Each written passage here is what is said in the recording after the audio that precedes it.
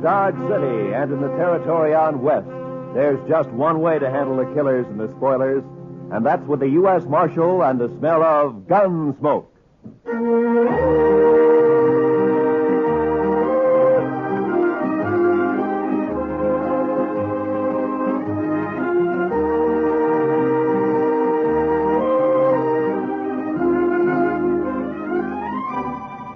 Gunsmoke, starring William Conrad, the transcribed story of the violence that moved west with young America, the story of a man who moved with it, Matt Dillon, United States Marshal.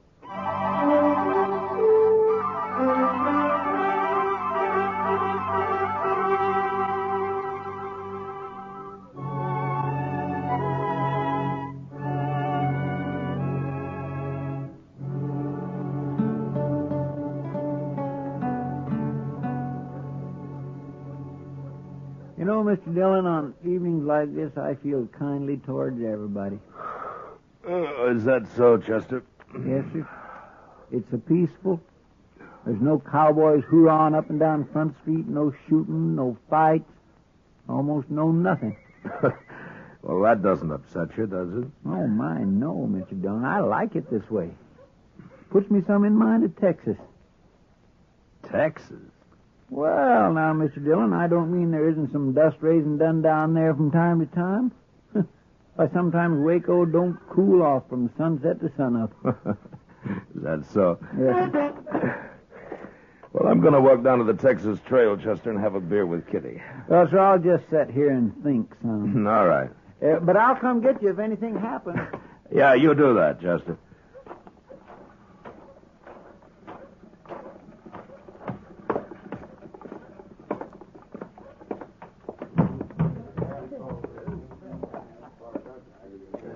Hello, Matt. Ah, Kitty. I was kind of looking for you. You got time for a beer? Sure. You want to go over to a table? Oh, the bar's cooler. Sam, set up some beer for me and Miss Kitty, will you? Why, sure, Marshal. There you are.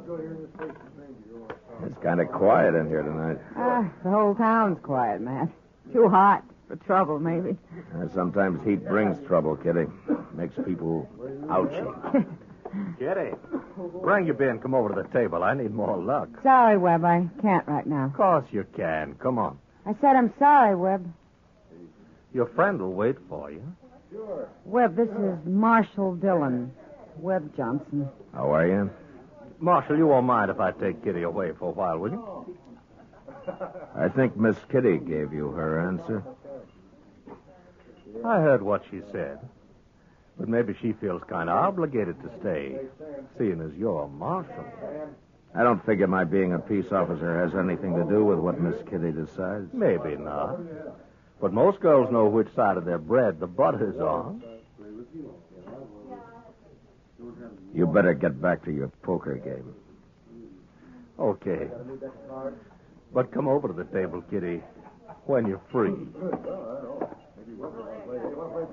How long's he been around here? A couple of days, maybe more. You know anything about him? Not much. Plays poker mostly. He doesn't drink too much. Gambler? I don't know if that's his profession, but he likes cards, and he's lucky. Figures he has quite a way with women, too. Oh? With you? He tries. We were talking last night. He offered me a job. Job? He says he's bought out the Longhorn Saloon. Wants me to come over and be his hostess there. Figures maybe some trade would follow me over. So he bought out the Longhorn, huh? Mm-hmm. He must have some money with him. He's not short. Yeah, he's talky enough to cause trouble sooner or later. Don't mind him, Matt. Yeah. Well, I better get back to the office. Will I see you later, Matt? No, I don't think so, Kitty. I gotta work.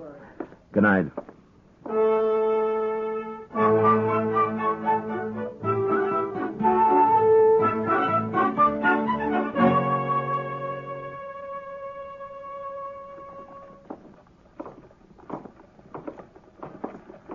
You sure you don't want to eat, Chester? No, sir, thank you kindly, Mr. Dillon, but I already ate. Oh. I think I'll just walk on down to the depot, maybe.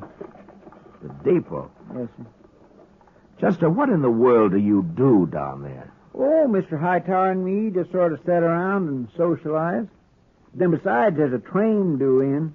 Sometimes there's all sorts of things. All right, Chester, I'll see you later. Yes, sir.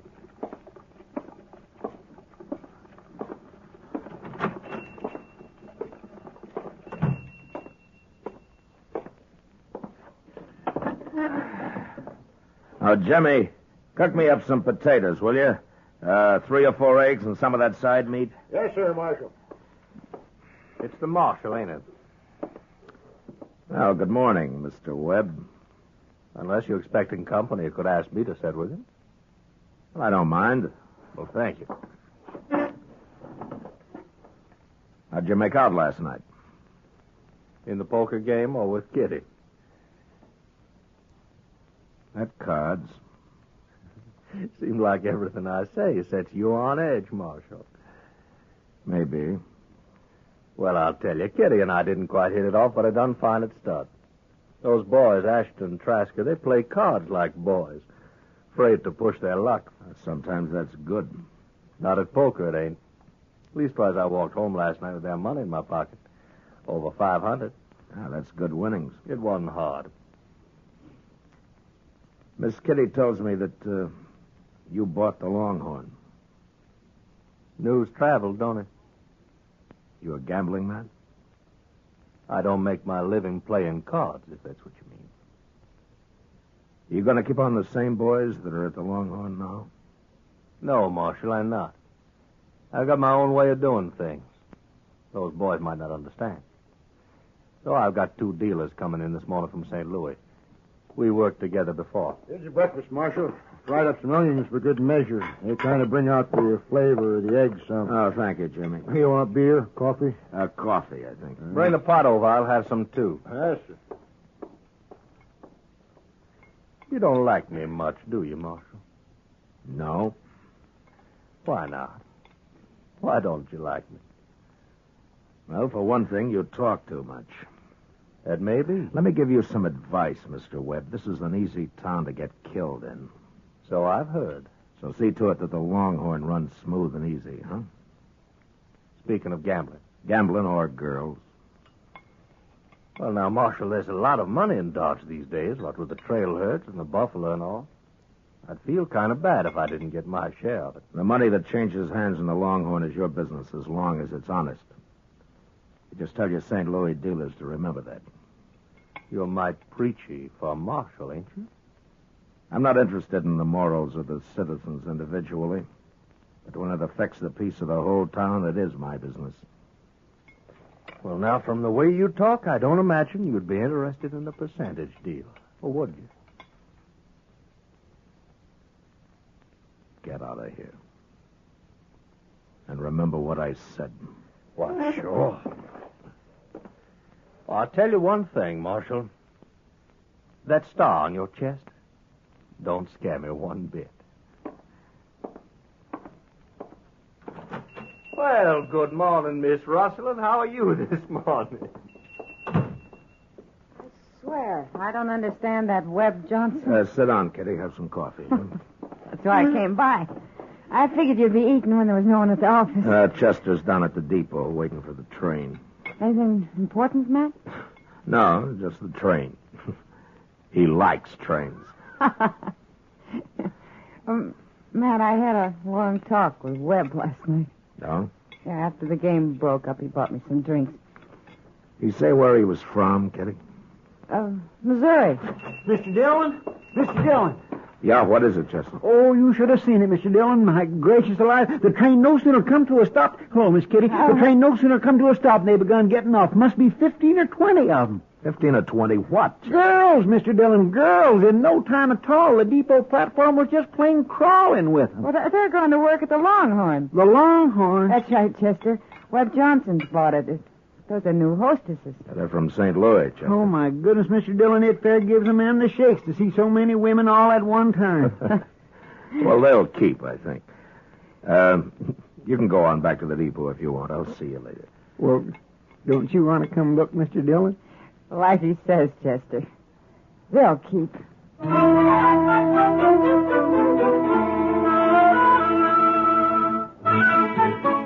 And it was just 2 nights later that the Longhorn opened, with drinks on the house, first come, first served. It was about the biggest night Dodge had seen since the Opera House was built.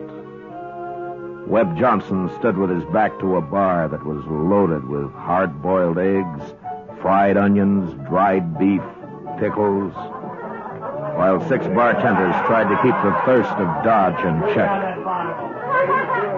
Chester and I sat back where I could watch the dice table and the new dealers.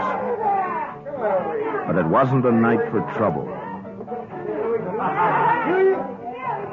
Well, Marshal Dillon. See you come to pay us a visit on opening night. Hello, Webb. Not drinking, Marshal. It's on the house, you know. Not tonight, thank you. Too bad. I've always made it a practice never to turn down anything free. Well, how about your friend here? Well, yes, sir. I could use a little whiskey with some sugar in it. I'll send one over to you. Oh, Marshal. Just by the way, you won't have to worry too much about my cheating the good citizens of Dodge out of their money. From what I've seen of them, it won't be too hard to take. I'll get one of the boys to bring you back that tray. Thank you, Mr. Johnson.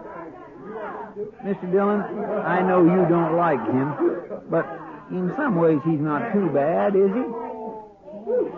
Chester, don't ever judge a man by the drinks that he buys you.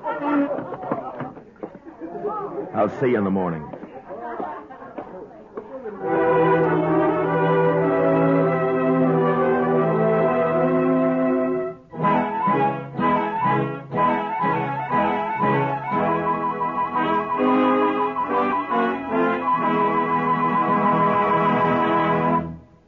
We will return to the second act of Gunsmoke in just a moment. But first, $10 seems like a small amount of money when weighed in the balance of a child's life. Yet a $10 care package, food or clothing, to the war orphans of Korea could easily save a child's life. These children have no parents, homes, or source of food. They are begging for just enough to eat. A contribution in any amount will help. Send it to your local care office, or to Care New York, or Care Los Angeles. Now, the second act of Gunsmoke.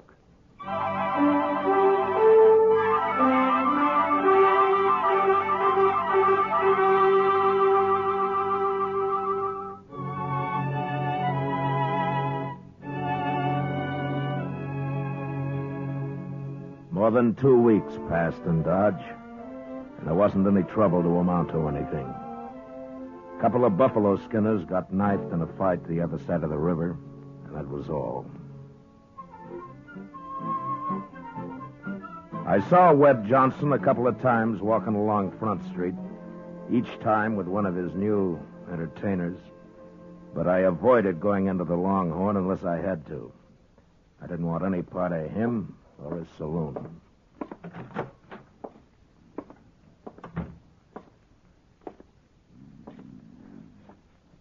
Chester.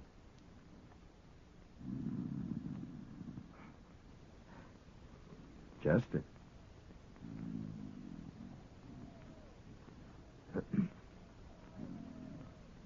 Hey! Oh! Yeah. Good evening, Mr. Dillon. Good evening, Chester. I wasn't really sleeping, Mr. Dillon. I was just resting my eyes some. Oh, is that so? Yes, you see, I come back to the office after supper and kind of straightened out your papers some, and I just sat down at your desk to read a few reports, and I guess maybe my eyes got a mite strained. Oh, I see. Chester, the way you've been working lately,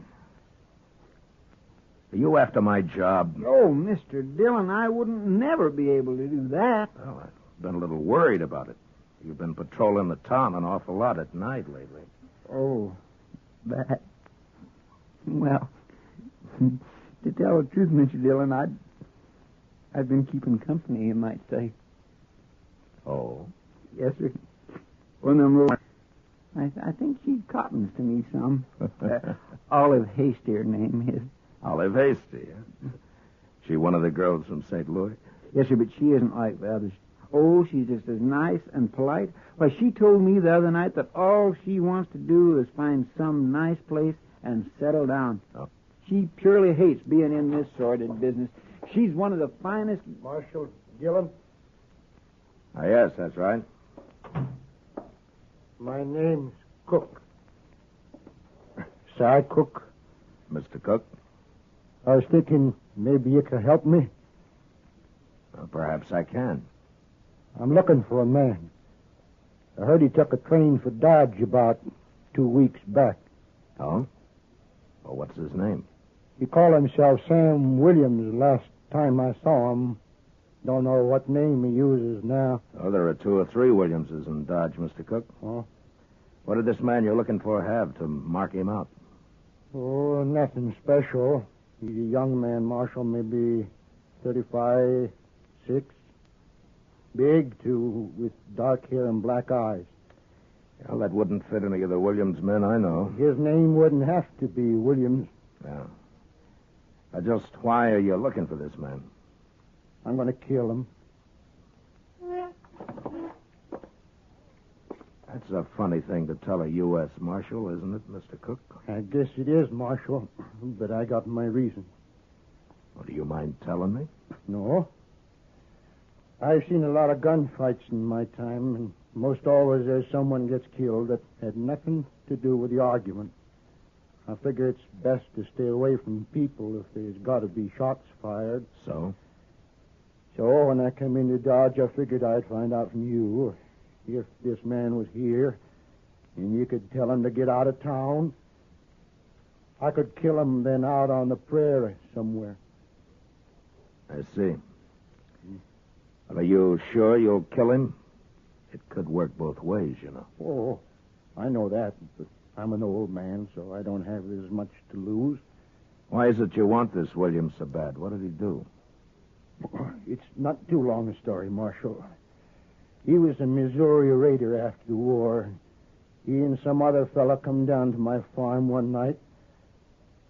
He took most everything we had, my wife and I. He was all pretty drunk, I guess. My daughter, she was about 17 then.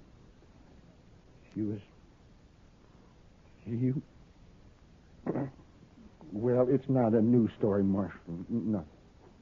Yeah. I didn't have too much reason for staying on there in Missouri, and I've been following this man ever since. Not too fast sometimes, because it takes money to eat and travel. But I've been following. You think he came to Dodge? That's right, Marshal. I see. Are you staying here, Mr. Cook? I got me a room for tonight at the Dodge house. Maybe I'll be there for a day or so while I look around. Yeah. Well, I'll remember what you've told me, Mr. Cook. Well, thank you, Marshal. I sure hope I don't make you any trouble over this. Mr. Dillon? Yeah, I know, Chester. I think it's Webb Johnson, too. Well, what are you going to do? I'll try to get Webb to leave town for a few days until I can get Cook there headed out somewhere else on a false trail.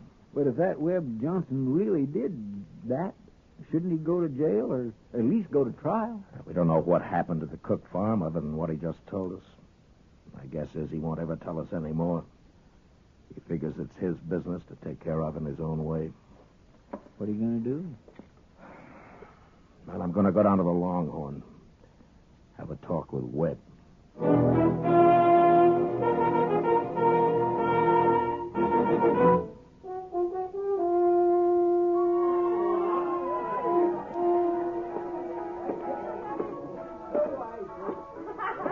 Webb, I want to talk to you. Well, sure, Marshal. What's on your mind? Now, let's step down to the end of the bar, huh? Now you sound like a peace officer talking. Move. Sure. You look mighty serious, Marshal. What's troubling you? A few minutes back, a man came into my office. He's looking for you. That so? He knows you by the name of Sam Williams. Most folks know me by the name of Webb Johnson. Your man must be thinking of someone else. I don't think so. You could have changed your name. Lots of men have. And you fit the description he gave. Suppose I am the one this man is looking for. What then? What's he want with me? He plans to kill you. I see. What are you going to do with him? Nothing. He doesn't even know you're in town. He came to ask me if you were. He's got a strange way of doing things. Well, he may have his reasons. Now, why are you telling me this, Marshal? Because you'd probably be just as happy if I got shot in the back. Look, Webb, I want you to get out of town. Give me a chance to steer Cook out into the territory someplace. Get him clear of Dodge. What for? That way we can avoid more killing. You don't have to worry about me. I can take care of myself. Look, Webb, I'm telling you, get out of town for a while. So I ain't got no plans for leaving? Sam Williams. Hello, Si. I've come a long way, Sam. Move him away from him, Marshal. Now listen to me, Si. Now you turn around and go back out that door. I don't want any gunplay. And you turn around slow. No use, Marshal. I found Sam Williams. And I'm going to kill him. Now, Si, listen to me. I don't want you... Move away from him.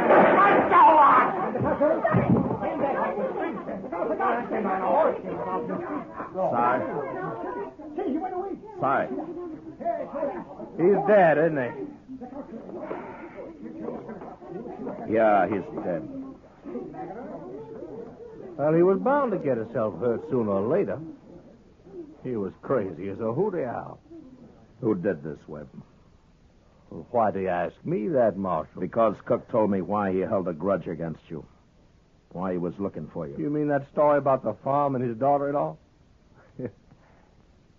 Well, now, what about it, Marshal? You couldn't prove nothing now, even if it was true.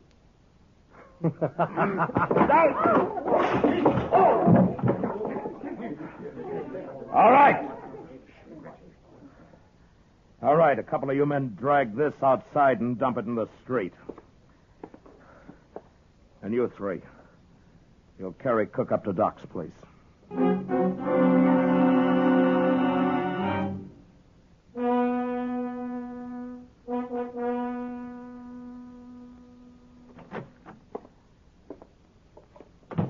You talk with Webb Johnson, Mr. Dillon? Chester, Cy Cook was shot just 5 minutes ago.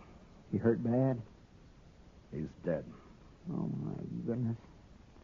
Webb Johnson? No, I was standing beside Johnson. It was somebody outside. Well, can't we go after him? There's no use at night. He could take 20 directions out of town. Tomorrow's time enough.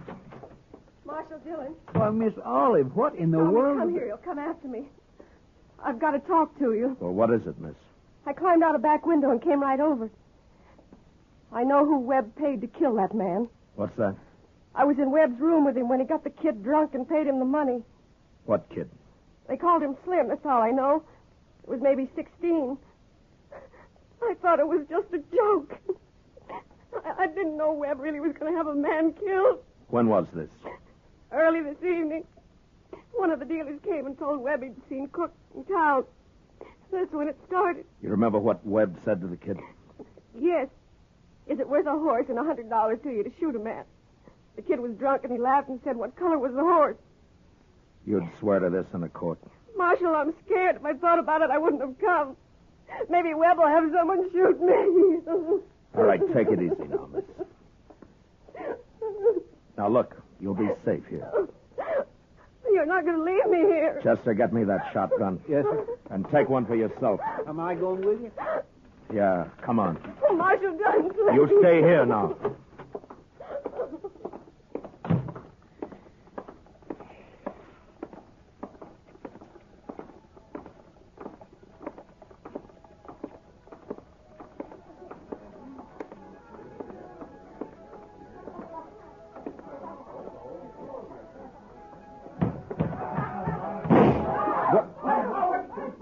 All right, Chester, climb up on the bar.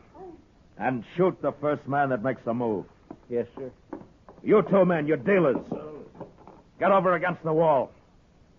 Now go on, belly up. I'll cut you in half. You make a move. All right, now where's Johnson? I said, where's Johnson? Where is he? He's upstairs, Marshal, in the office. All right, Sorrells, you're deputized. Stand by the door there. No one goes in or out. Chester, I'm going upstairs.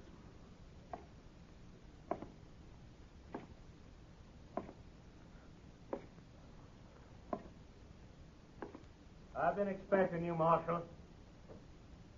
Be no need to come upstairs. I'll meet you halfway.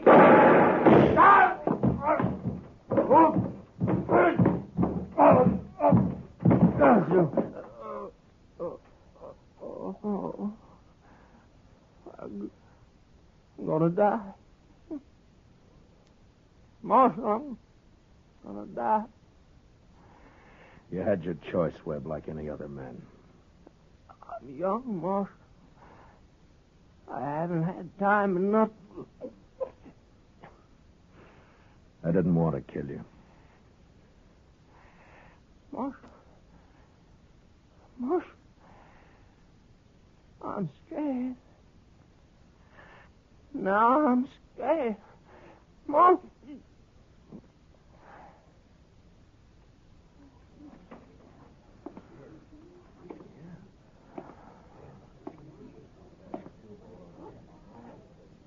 All right. Gentlemen, cut loose and ride for home. Until further notice, the Longhorn Saloon's closed.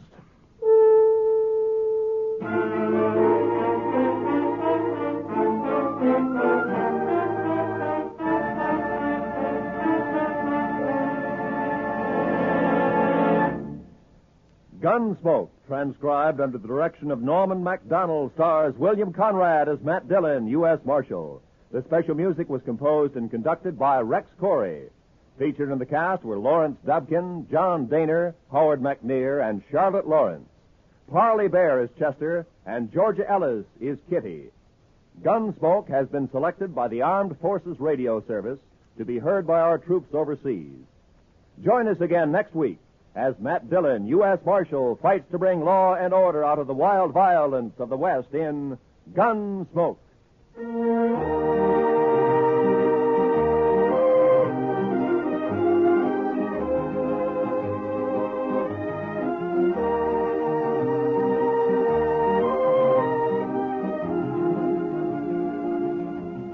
Plasma is saving many lives that would otherwise be lost at the fighting front in Korea, but the reserve of plasma is almost exhausted.